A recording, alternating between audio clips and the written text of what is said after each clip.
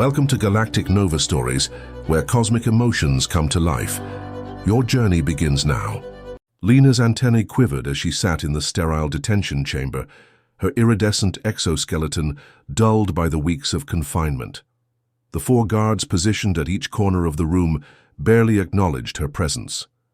To them, she was already dead, a traitor to the Galactic Commonwealth awaiting the inevitable. Execution scheduled in 1 rotation, announced the automated system, its mechanical voice echoing through the chamber. The young Trell female closed her compound eyes. Her species valued harmony and collective decision-making above all else. That she had acted alone, revealing corruption within the Commonwealth's Resource Allocation Division, was considered as great a crime as the information she had exposed. Commander, Vex entered the chamber, his grey scales gleaming under the harsh lighting.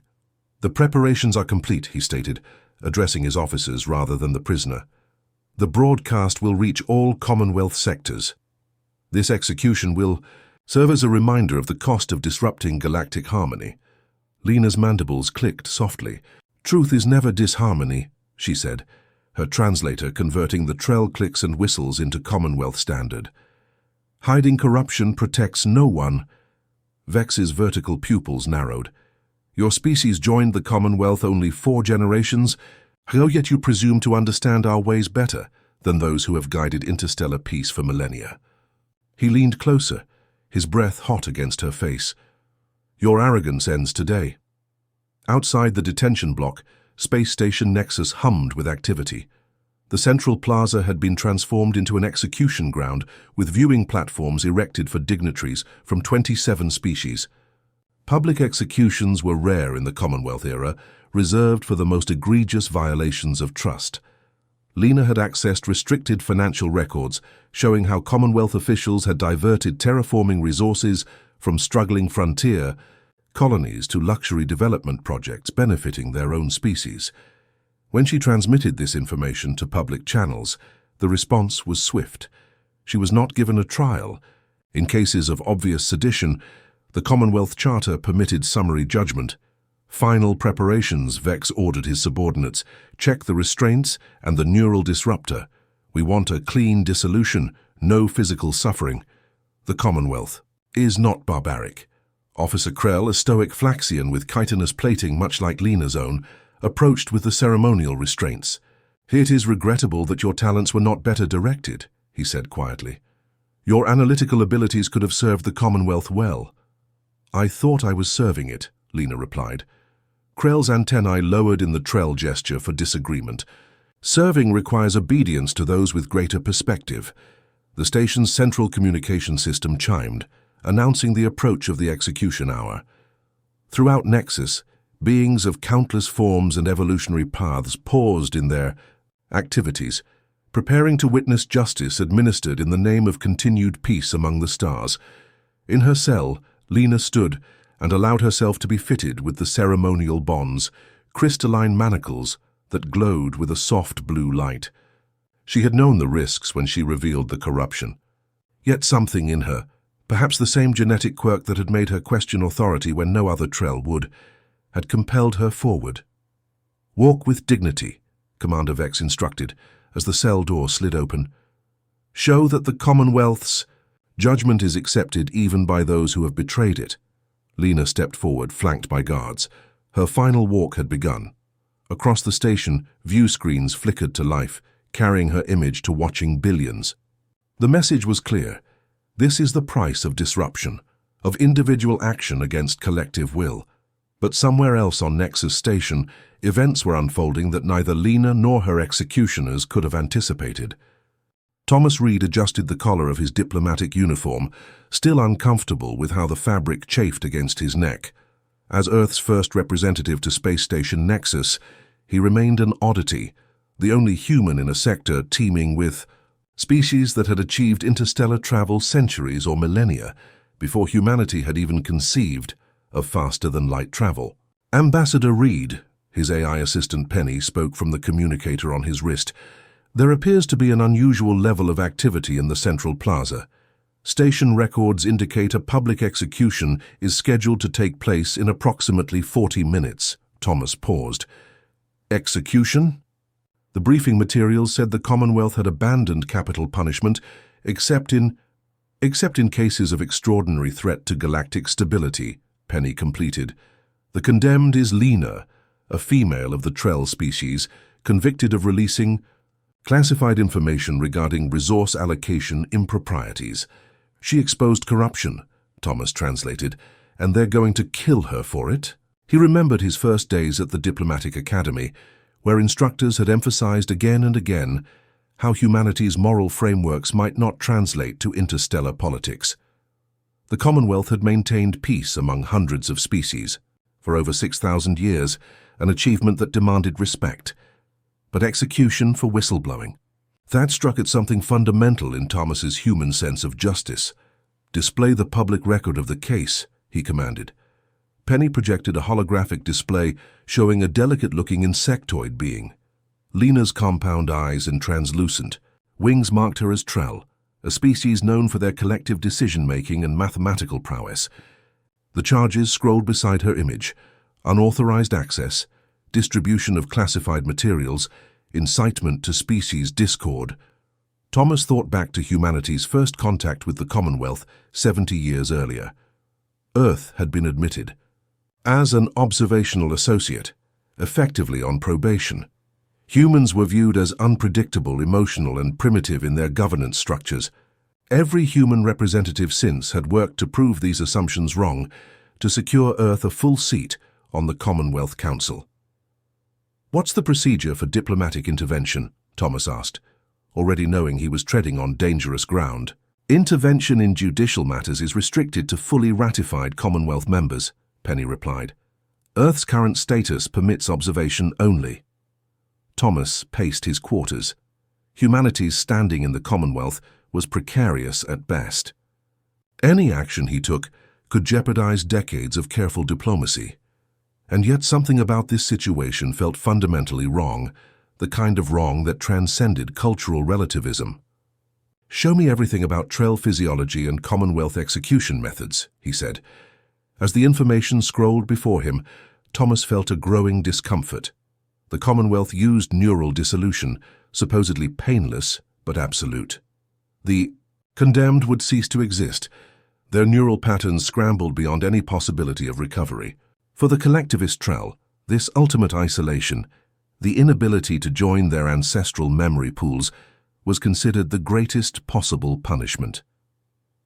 The station's public announcement system chimed, and Thomas realized time was running short. He accessed the Commonwealth Charter, searching desperately for anything that might give him legal grounds to intervene. Near the end of the document, in provisions rarely referenced, he found something: the right of compassionate intervention, an ancient clause dating back to the Commonwealth's founding, allowing any sentient being to challenge an execution if they could demonstrate a violation of foundational principles. Penny, has anyone ever successfully invoked this right? Negative, Ambassador. The provision has not been utilized in over 2,000 years. Thomas straightened his uniform. What he was considering might end his diplomatic career, might even damage Earth's standing in the Commonwealth. But as he looked again at Lena's image, he made his decision. "Plot the fastest route to the Central Plaza," he said, moving toward the door. "And download everything you can find about Commonwealth judicial protocols to my portable unit." As he hurried through the station's curving corridors, Thomas felt the weight of humanity's reputation on his shoulders. Yet something else drove him forward, something perhaps uniquely human in this vast gathering of sentient species, the conviction that standing by while injustice occurred was itself a form of complicity. "I hope I'm not about to make the biggest mistake in diplomatic history," he muttered to himself as he approached the increasingly crowded walkways leading to the plaza. The central plaza of Nexus Station had transformed into a solemn amphitheater. Hundreds of beings from dozens of species gathered in concentric circles around the raised execution platform. The air hummed with subdued conversations in multiple languages, the station's translation field, converting them all to an underlying murmur that everyone could comprehend. Thomas pushed his way through the crowd, earning curious glances. Humans remained a rarity in this sector, their bipedal, fur-sparse bodies standing out among the diverse evolutionary paths represented in the Commonwealth. "Pardon me," he repeated, slipping between a group of towering crystalline morva and some floating gelatinous ebb. His heart pounded as the execution hour approached. Each species around him seemed to accept the proceedings with a calm resignation that Thomas couldn't fathom. On the platform, technicians adjusted the neural disruptor, a deceptively simple device that resembled a silver crown. Commander Vex stood nearby, reviewing final authorizations on a floating display screen. Thomas recognized him from briefing materials as one of the station's senior security officers, a Scythian known for rigid adherence to protocol. Thomas accessed his portable unit, reviewing the right of compassionate intervention one last time.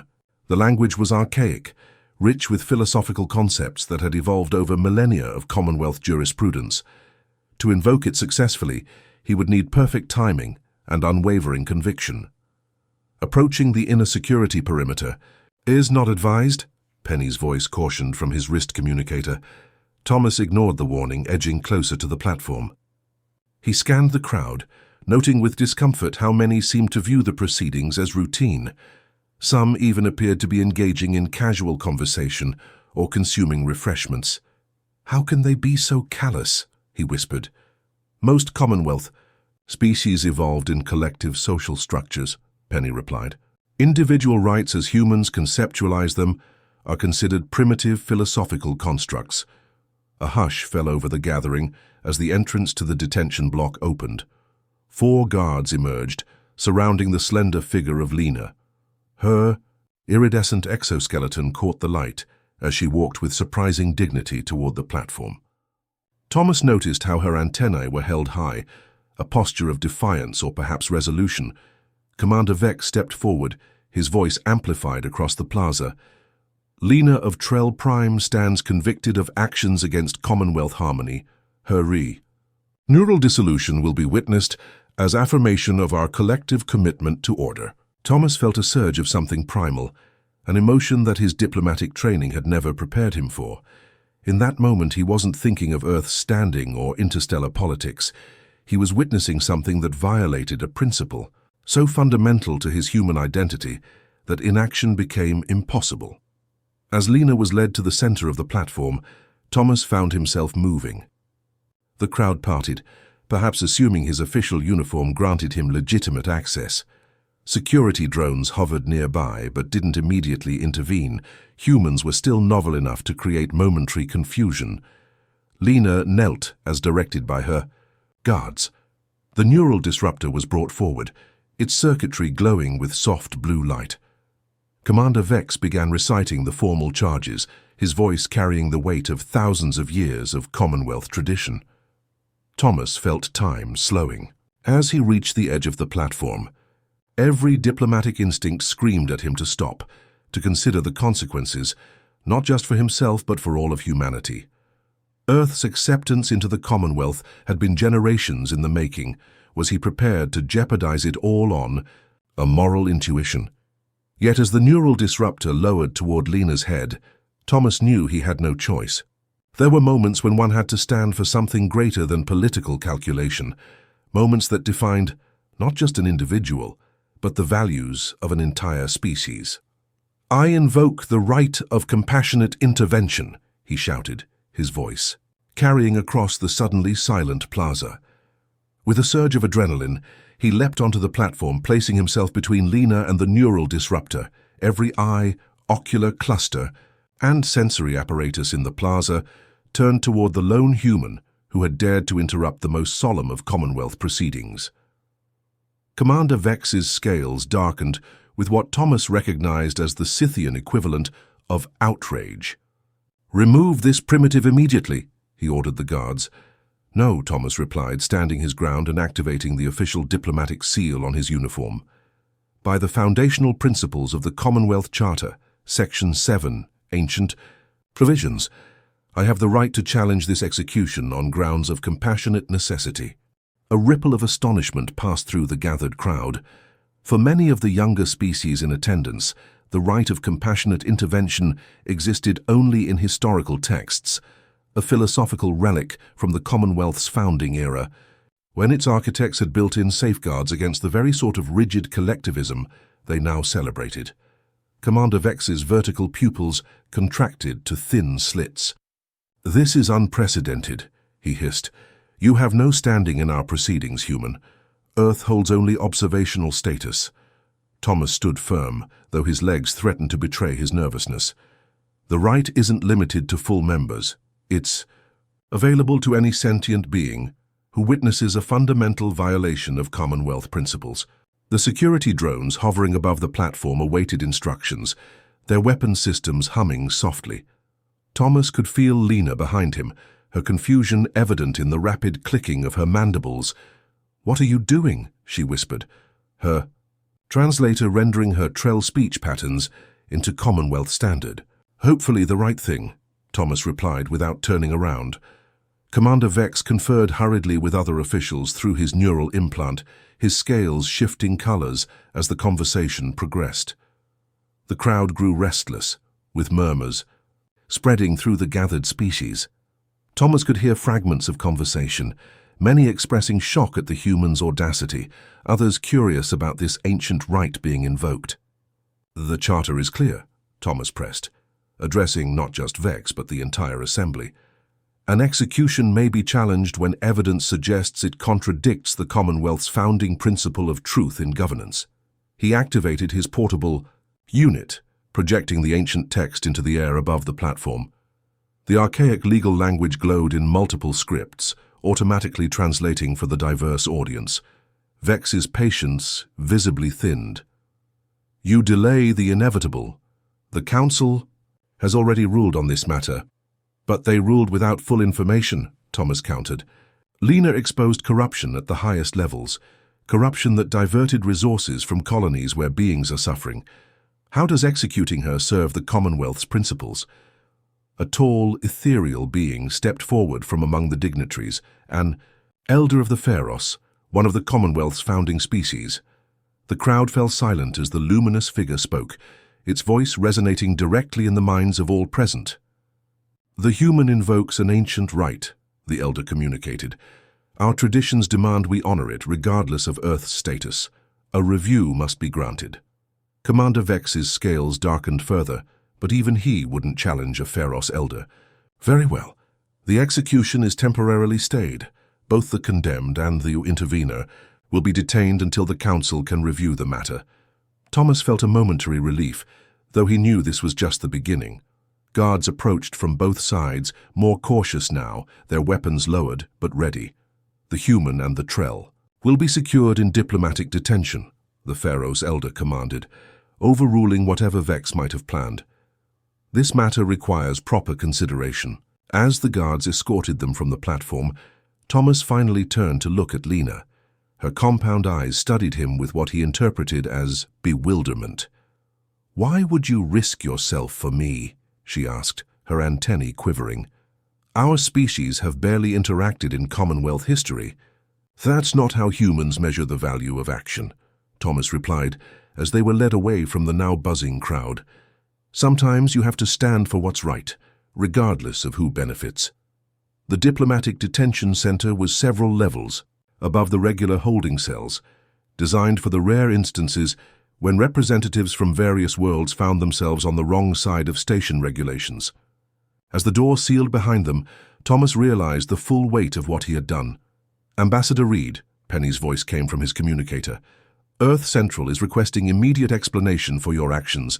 They report receiving formal protests from 17 Commonwealth species." Thomas sighed. "Tell them I'll provide a full report shortly. First, I need to understand exactly what information Lena uncovered."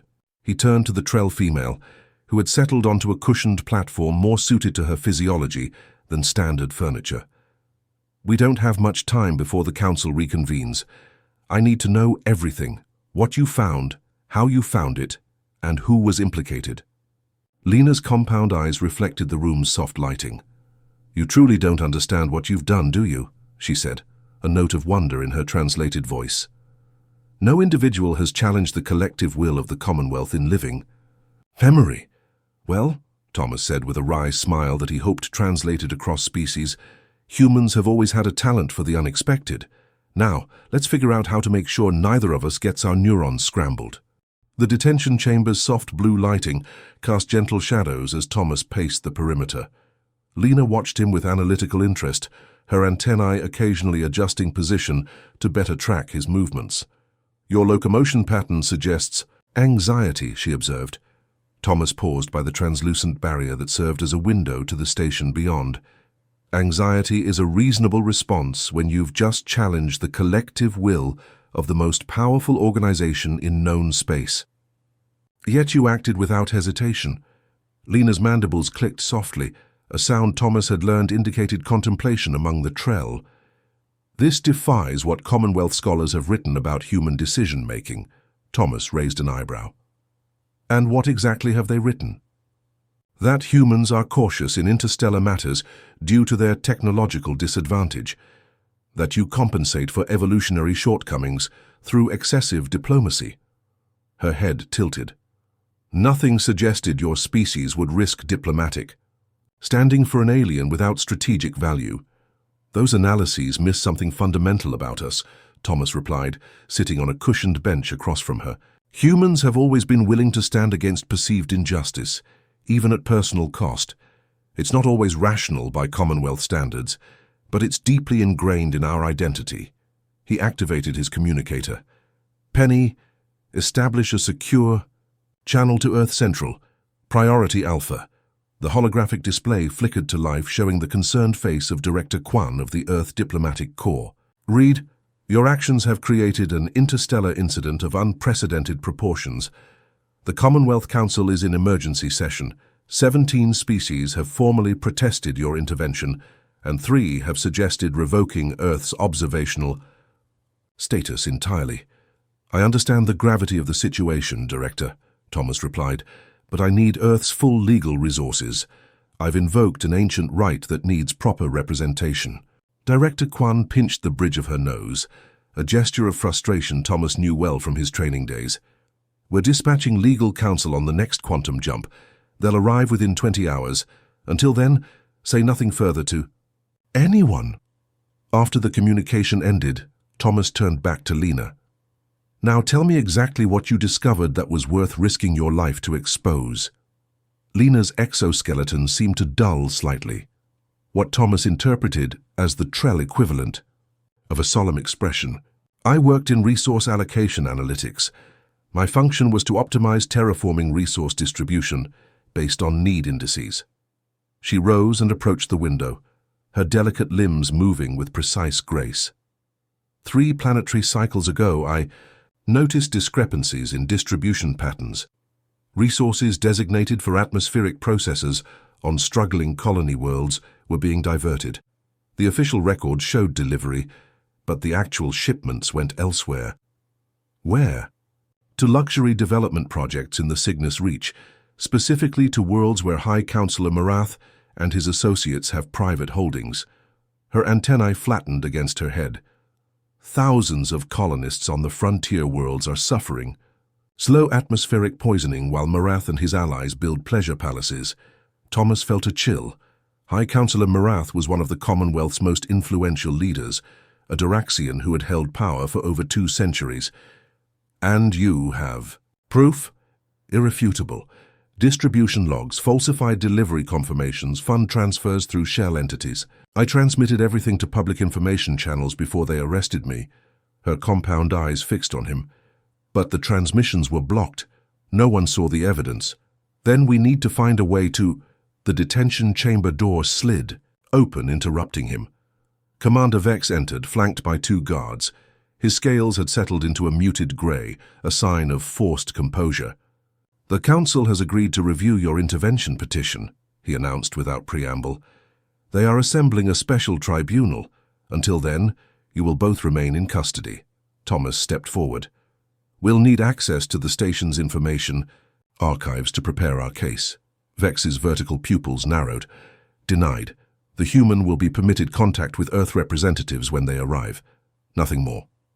After Vex departed, Thomas turned back to Lena. "They're afraid," he said quietly. "Which means your evidence is as damning as you claim." Fear is a rational response when power is threatened, Lena replied. But what I don't understand is why you continue this course of action when the probability of success is minimal. Thomas smiled slightly.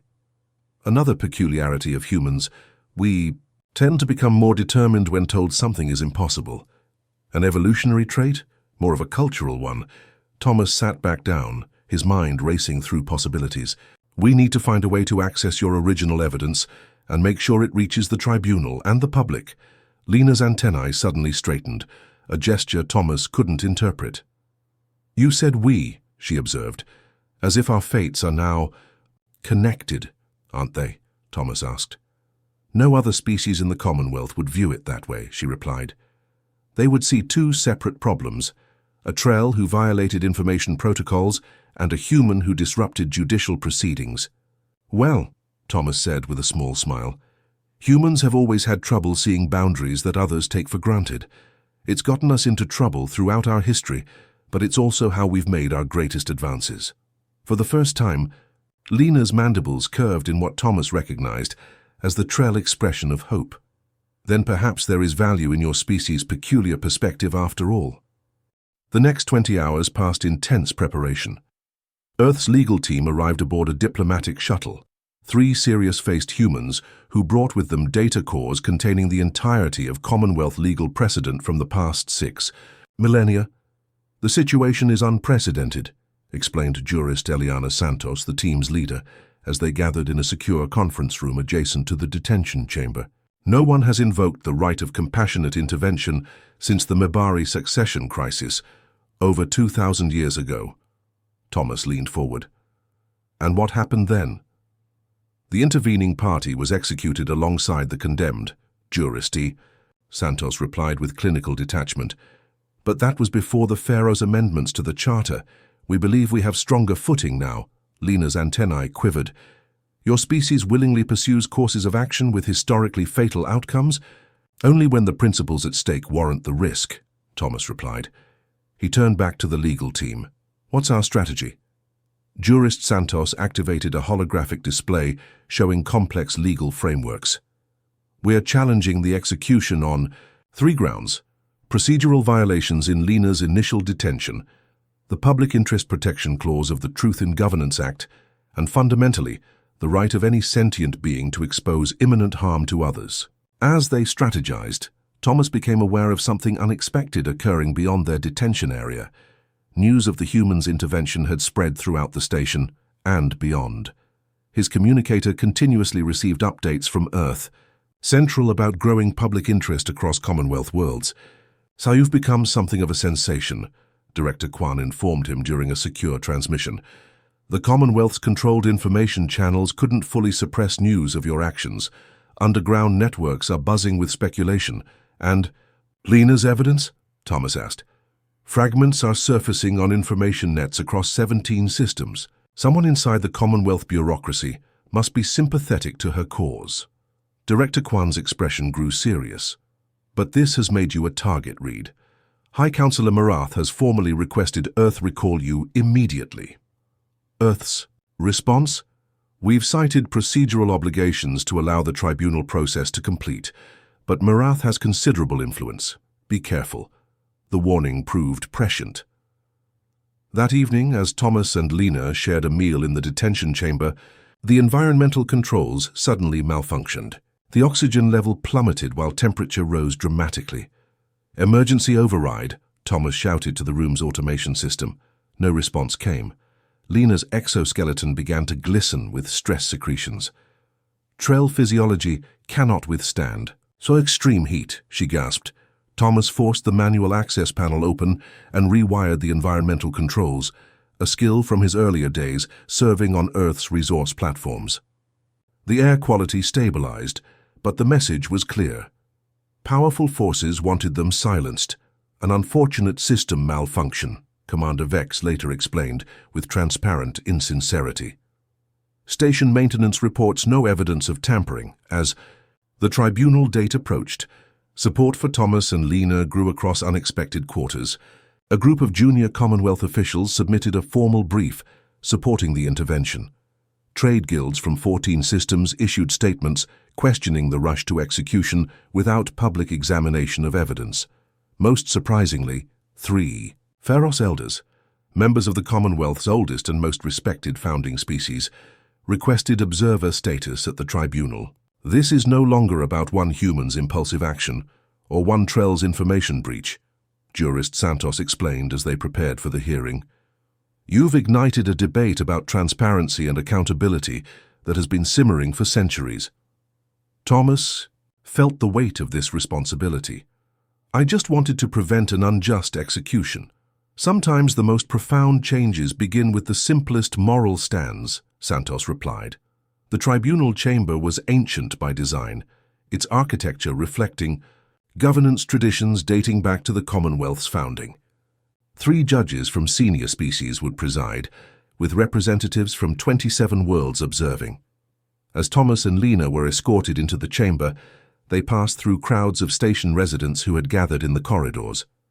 To Thomas's surprise, many made subtle gestures of support, a risk in the closely monitored environment of Nexus Station. "They're watching us," Lena whispered, her translator keeping her voice low. "More beings than I expected would care about a Trell analyst and a human diplomat." "That's how change often happens," Thomas replied. "Not through grand revolutions, but through moments when individuals decide they cannot remain silent in the face of wrong." As they took their places before the tribunal panel, Thomas noticed High Counselor Marath enter through a private access point. The Doraxian's elaborate ceremonial attire couldn't disguise the fury evident in his bearing. "This should be interesting," Thomas murmured, as the ancient commencement tones sounded through the chamber. The lead judge, a Tyrillian with multifaceted crystalline features, spoke in the formal cadence of Commonwealth proceedings. "This tribunal is convened to address the invocation of the right of compassionate intervention by Thomas Reed of Earth regarding the execution of Lena of Trell Prime. All present will abide by the ancient forms of truth and respect." Thomas straightened, his posture as the proceedings began. Whatever happened next would affect not just 2 individuals, but potentially the future of human standing in the Commonwealth, and perhaps the Commonwealth itself. The tribunal chamber hummed with tension as Jurist Santos presented their case. Holographic evidence floated above the central platform. Distribution logs, resource allocation charts, and most damning of all, the financial records Lena had uncovered, showing direct connections between diverted resources and holdings owned by High Counselor Marath. These records clearly demonstrate systemic corruption at the highest levels of resource management, Santos argued, her voice steady despite the gravity of her accusations. Lena of Trell Prime didn't commit treason against the Commonwealth. She performed her duty as a citizen by exposing actions that contradict its founding principles. The Tyrillian lead judge's crystalline features refracted light as she considered the evidence. "High Counselor Marath, these allegations directly implicate you and your associates. Do you wish to respond?" Marath rose slowly, his elaborate ceremonial collar extending to form an intimidating display. "These records are fragmentary and taken out of context," he countered. "Resource allocation decisions are complex matters requiring expertise beyond what a junior analyst possesses. More importantly, the unauthorized access and dissemination of classified information is itself a grave offense, regardless of intent." As the arguments continued, Thomas noticed something remarkable occurring beyond the formal proceedings. The tribunal was being transmitted across Commonwealth information networks, standard practice for matters of significant public interest. But what wasn't standard was the response.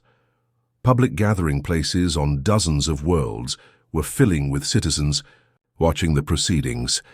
Penny quietly reported increasing transmission requests from frontier colonies, the very worlds affected by the resource diversions Lena had exposed. During a brief recess, Thomas and Lena conferred in a small antechamber under the watchful eyes of security drones.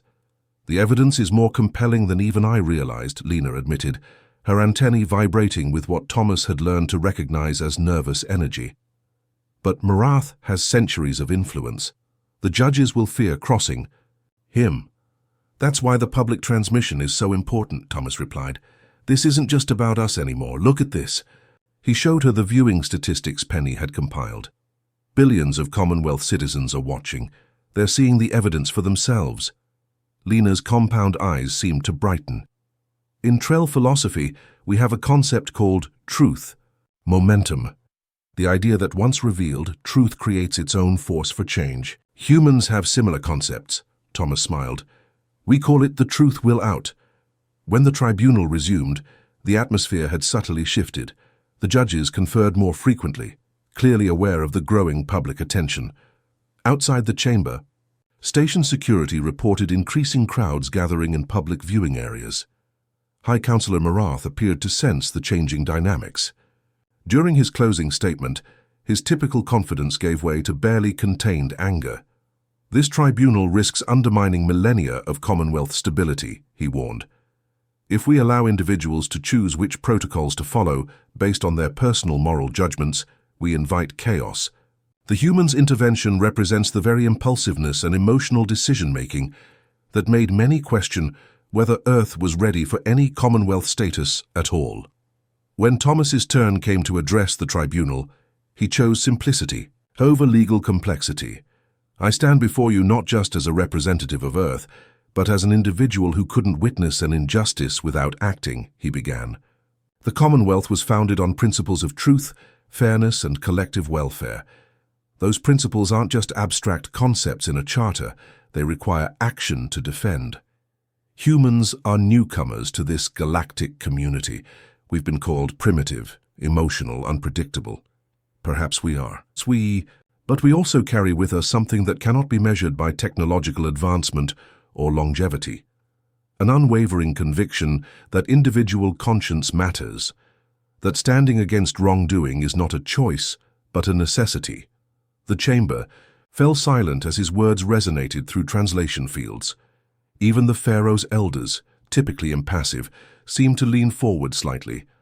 Lena acted not from self-interest, but from devotion to truth. She risked everything to protect beings she had never met on worlds she had never visited. If that is not the embodiment of Commonwealth ideals, then what is? As the tribunal moved toward deliberation, an unexpected disruption occurred. Security. Alarms blared throughout the station. Commander Vex received an urgent communication that caused his scales to pale dramatically. The tribunal must recess immediately, he announced. A security incident requires evacuation of this sector. The judges hesitated, clearly suspecting a deliberate interruption of the proceedings. But station protocols were clear. Security alerts took precedence over all other matters. As Thomas and Lena were escorted toward a secure location by Vex's personal guard detail, Thomas noted they were moving away from emergency gathering points, not toward them. This isn't standard evacuation procedure, he whispered to Lena. No, she agreed, her antennae flat with alarm. They're taking us to the auxiliary docking bays. Thomas activated his emergency communicator. Penny, alert Earth Central. Possible abduction in progress. The guards moved with increasing urgency through service corridors rarely used by station residents. As they approached a sealed airlock, Thomas caught a glimpse of a waiting vessel through a viewport, unmarked, with engines primed for immediate departure. Now, Thomas shouted, implementing the contingency they had discussed during their detention, while Lena dropped to the floor in a defensive posture that utilized the Trell's remarkable flexibility. Thomas activated the emergency environmental controls on his diplomatic uniform. A pulse of electromagnetic energy disrupted the guard's neural implants momentarily, just long enough for Thomas to disable the closest two with targeted strikes to pressure points. Lena, moving with surprising speed, used her specialized limbs to scale the corridor wall and access an emergency panel. Station alarms shifted tone as Lena overrode the local protocols. I've transmitted our location to station security, she reported, and activated genuine emergency protocols. The remaining guards recovered quickly, but found themselves trapped as security barriers activated throughout the corridor. Commander Vex snarled with frustration as his personal override codes failed to function. You've signed your death warrants, he hissed. Do you truly believe the tribunal will rule against a High Counselor? This was your only chance to disappear, quietly. I think we'll take our chances with the tribunal, Thomas replied, securing the guard's weapons, especially now that this abduction attempt will be added to the evidence. Within moments, the corridor filled with security drones, but not Vex's personal units. These bore the insignia of the Pharaoh's elders, who had apparently taken a special interest in ensuring the tribunal proceeded without interference. It seems the Commonwealth still has guardians who take its founding principles seriously, Thomas observed, as Vex and his co-conspirators were placed under restraint. As they were escorted back to the tribunal chamber, Lena's translator conveyed a soft clicking that Thomas recognized as the Trell equivalent of nervous laughter. "What's amusing?" he asked. "I just realized something about humans," she replied. "Your species lacks our physiological resilience, our mathematical processing abilities, and our specialized sensory apparatus. Yet you possess something equally valuable, an almost irrational confidence that you can change situations others consider immutable." Thomas smiled. "We call it hope, and sometimes it's the most powerful force in the universe." The tribunal chamber had transformed in the wake of the abduction attempt. Security drones from multiple factions hovered vigilantly, their presence a visible reminder of the fracturing consensus among Commonwealth leadership. The public viewing areas overflowed, and Penny reported that transmission requests had overwhelmed network capacity across 17 sectors. High Counselor Mrath sat in rigid silence, his elaborate collar now folded close, a sign of Doraxian distress. The attempted abduction had severely undermined his position, particularly when station records revealed the unmarked vessel had been registered to a shell corporation with direct ties to his private holdings. The lead judge's crystalline features refracted light in complex patterns as she addressed the assembled tribunal. "These proceedings have been marked by unprecedented events. The attempted interference with justice only underscores the importance of our deliberations." Thomas and Lena stood side by side as the judges conferred. The chamber hummed with anticipation, countless beings across thousands of worlds waiting for a decision that would reverberate throughout the Commonwealth. After careful consideration of all evidence presented, the lead judge finally announced, "This tribunal finds that Lena of Trell Prime acted in accordance with the Commonwealth's foundational principle of truth in governance. Her execution order is hereby rescinded. Furthermore, the evidence she uncovered warrants a full investigation into resource allocation practices." A murmur rippled through the chamber as the judge continued. "Regarding Thomas Reed of Earth's invocation of the right of compassionate intervention, we find this action properly exercised under ancient provisions. The human demonstrated the courage to defend Commonwealth principles when established systems failed to do so." High Counselor Marath rose in protest, but found himself surrounded by security drones bearing the insignia of multiple Commonwealth factions. His influence had evaporated as quickly as morning dew under twin suns. "The tribunal has one final determination," the lead judge stated. "The actions observed in these proceedings merit special recognition. They remind us that the Commonwealth's strength lies not in rigid adherence to procedure, but in our collective commitment to foundational values."